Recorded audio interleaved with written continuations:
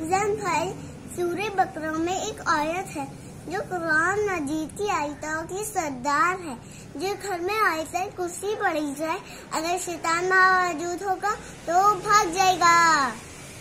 तो आइए हम सब आयतल कुर्सी पढ़ लेते हैं।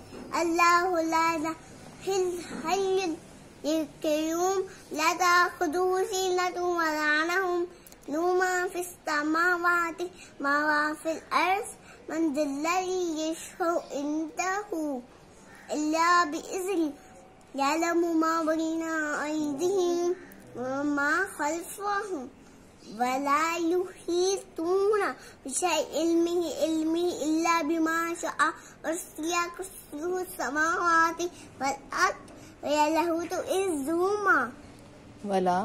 वला यहूदुहु हिफ़्ज़ुहुमा व हुवल अलिय्युल अज़ीम।